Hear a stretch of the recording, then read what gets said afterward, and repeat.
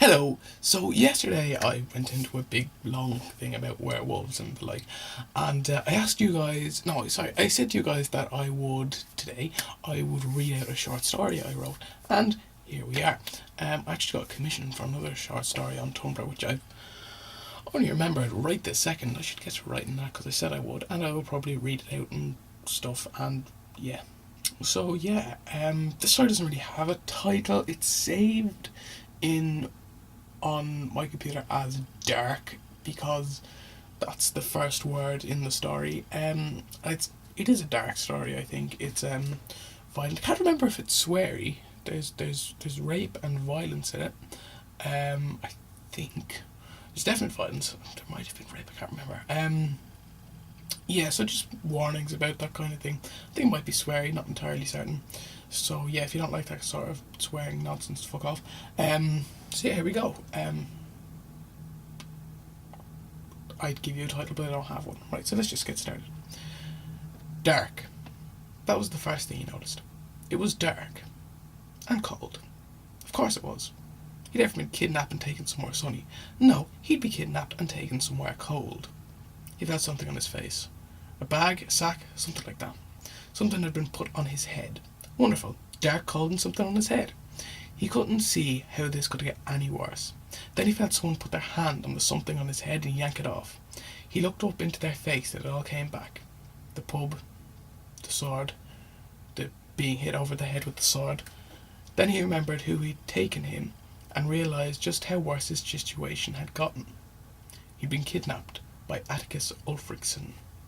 He didn't know how good he'd had it when it was just dark, cold and something was on his head.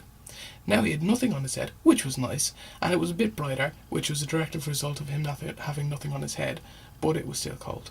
Possibly colder because, again, he had nothing on his head. It may have been uncomfortable, but at least something on his head again, some bit of insulation. And he had been kidnapped by Atticus Ulfricsson, which made the situation infinitely worse. Ulfricsson sat down on a stump in front of him. A stump. Right, so they were in a forest. A dark, cold forest. Ulfricsson was sitting there, quite calmly. He looked to be about 20 years old, but he knew that Ulfricsson was far older than that. He wasn't exactly handsome, but he wasn't ugly either.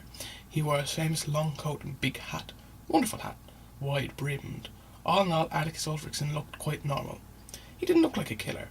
He didn't look like a soldier. He didn't look like a man people would call the wrath of God. But Atticus Ulfricsson was all of these things. Ulfricsson removed his hat and set it down beside him. "Is your name Doran Mills?" he asked. Doran nodded. Ulfricsson smiled at him. "Good." Doran was terrified. Why? Why did Ulfricsson take him?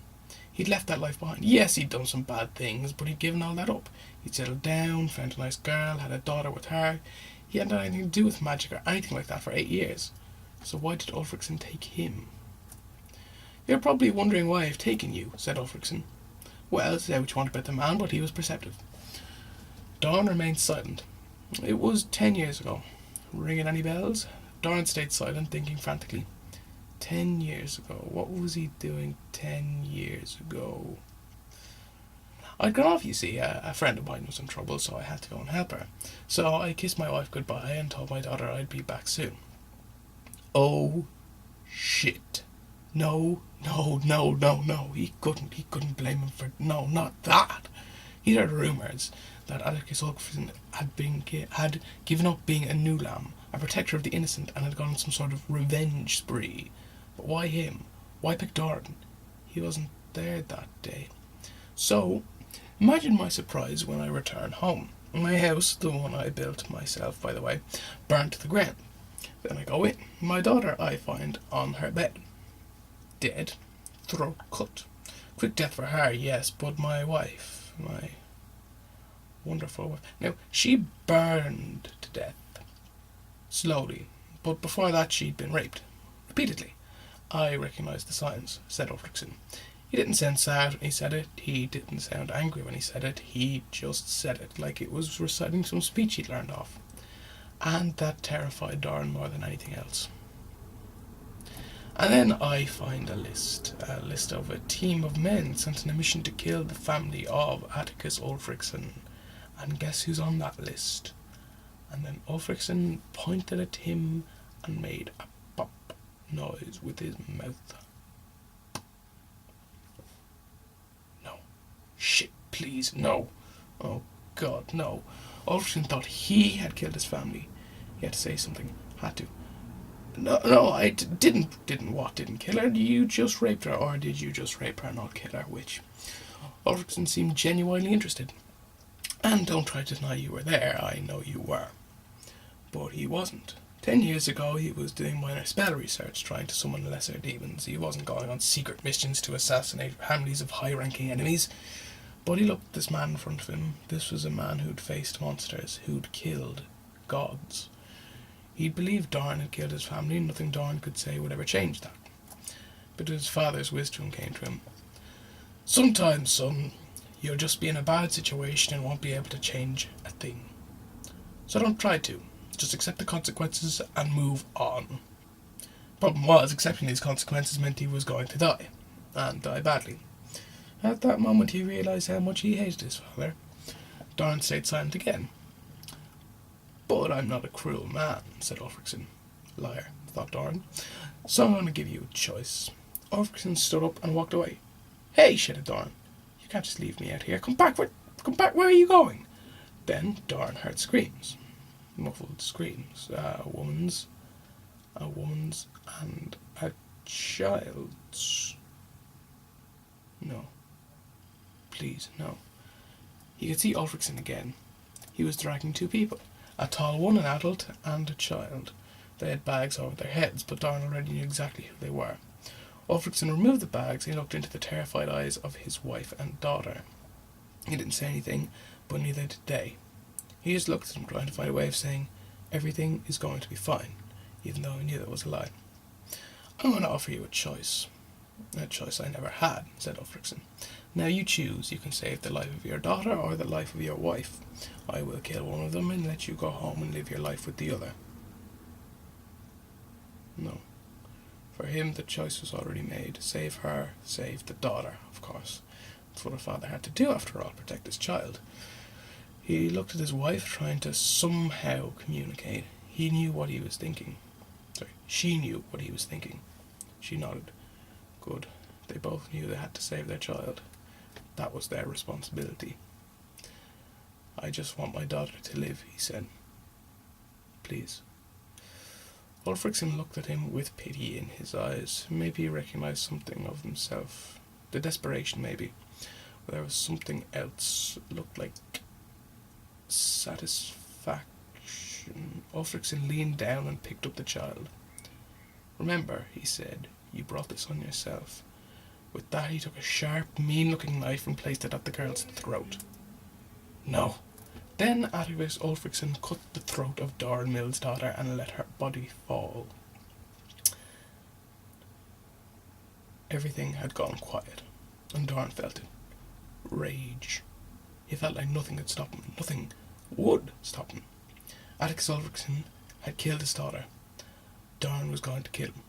He struggled to his feet. He was going to kill him. He started to run at him. He was going to kill him. He was getting closer. He was going to kill him.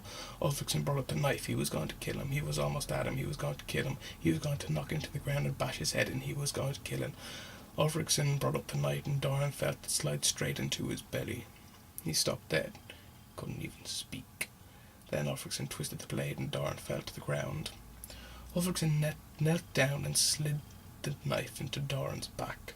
Dorn's legs went numb. I've just cut your spinal cord. You won't be getting up again. Ulfricson turned onto his back and dragged him towards a tree. He propped him up so Dorn could see his wife, who was sobbing over their daughter's body. Ulfricson walked over to her and casually pulled her head back by her hair, then slit her throat as well. Dorn didn't react. He couldn't. All he could do was watch. His wife was dead. His daughter was dead. He'd be dead soon enough. There was no point in fighting it. Ulfricson walked back over to him and knelt down in front of him. I'm going to tell you what's about to happen to you, he said quietly. Soon, that smell of that blood will attract animals. Small ones at first, but there's a den of wolves not far from here. They will come and they will eat your wife and daughter in front of you. They will be ripped apart and you won't be able to do anything about it. Then they'll notice you. That knife wound in your belly won't kill you. Not for a while anyway. That's the least of your problems right now. The wolves in this forest are abnormally clever. Something at the air, I reckon. But they'll notice you. And they'll notice that you're alive and not moving. Maybe a few of them will stop from eating your family. They'll come over here, start gnawing at your leg, maybe rip open your innards. The point is, you will be alive when they start to eat you. And I can't stress this enough, you will not be able to do a single thing to stop this. Ulfricson stood up without another word, and he just walked off. Doran sat in silence. Honestly, he never thought he'd die like this. This is probably one of the worst ways to die. All he could do was think about that. Then, in the distance, he heard howling. Well, that's a cheery tale. How long is that going for? Oh, we're 11 minutes. Oh, it's a cheery tale, I think. Sets the tone of the book series, I think. So, yeah. Challenge for you guys. Give me a title for the story, because I don't really have one. So, let me know in the comments. Titles for the story. And tomorrow, I might do another story about that one. About the girl in the tentacle hair. That'd be an interesting one to do, I think. Yeah. Might do one tomorrow. Yeah. Might as well. Should be fun. See you then. Bye-bye. Oh, and Twitter, Tumblr, and my email address below if you want to let me know anything.